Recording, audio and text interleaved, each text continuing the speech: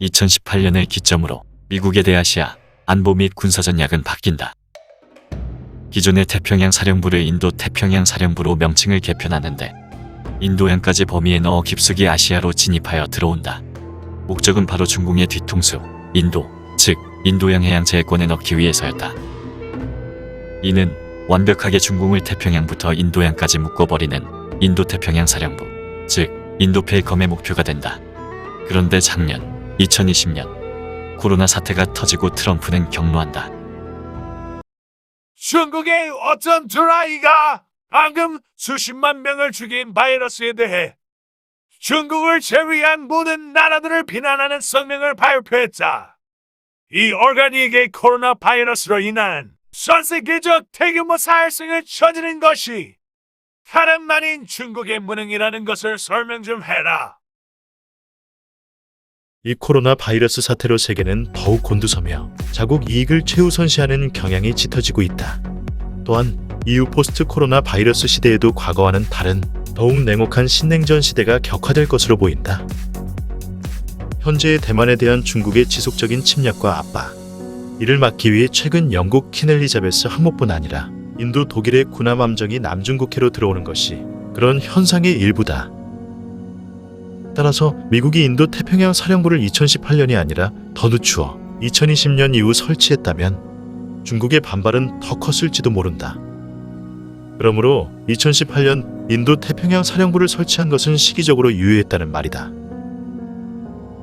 고조 중국에게는 날래날래 빨리 준비하는 게 중요하지.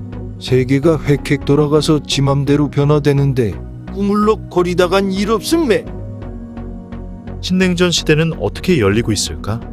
우선 경제 전투장에서 중국 대 미국을 중심으로 한 연합으로 나누어져 구성되었다. 중국의 1대1로에 맞서는 경제 번영 네트워크 EPN 그리고 블루단 네트워크가 그 경쟁의 최전선이 되었습니다. 또한 앞으로도 중국의 경제 봉쇄를 위한 자유세계 연합의 중국 배제 움직임은 더욱 거세질 것으로 보인다. 그렇다면 안보 전략 및 동맹의 앞으로의 향방은 어찌 되어 갈 것인가? 안보에서는 가장 큰 축이 동맹의 흐름과 그 견고한 응집력이 가장 중요하다. 안보는 군사력이며 한 국가가 단독으로 이룰 수 없는 다자 간의 경쟁에 또 많은 자원이 요구되므로 외교 동맹이 매우 중요하다 하겠다.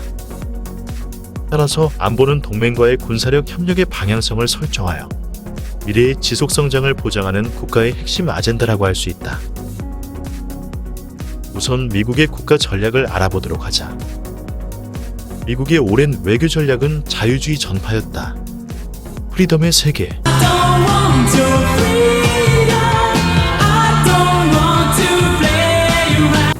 권위주의를 지향하고 자유, 그러니까 누구에게도 열린 개방적 이념과 인권을 보호하는 일에 앞장섰다.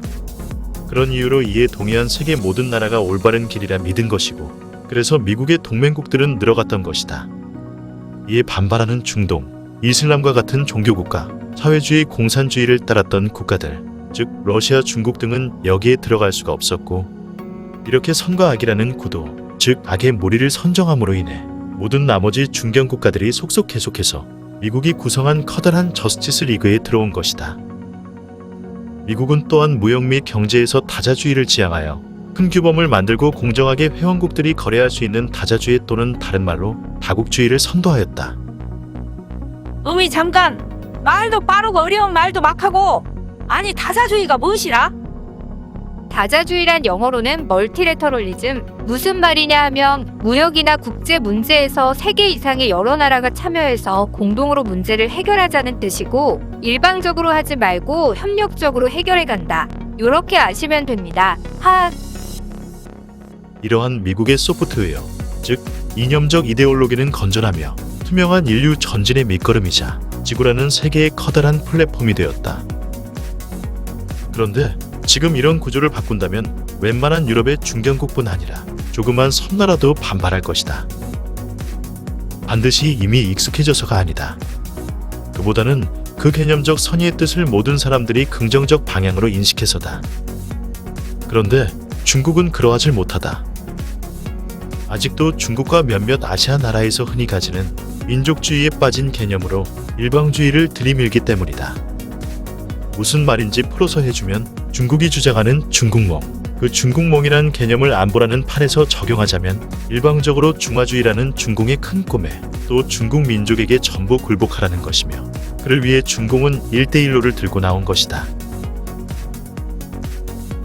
이런 하찮은 민족주의를 내세운 중국몽 같은 얼토당토하는 이야기를 21세기에 들으니 중국과 무역 공급망으로 엮인 모든 나라가 진저리를 내면서 이제는 중공을 버려야 할 때, 즉 디커플링 시키자, 이렇게 주장하고 있다.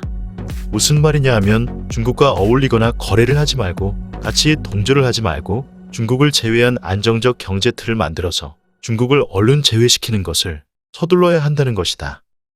어이, 중국이 왕따 돼버렸네. 파, 크크크. 웃자꼬잉? 그렇다면 중국이 과연 그대로 물러날까? 확실히 중국이 사면 초과인데요. 다음 편에서 본격적인 미국의 안보 전략의 변화를 알아보도록 하겠습니다.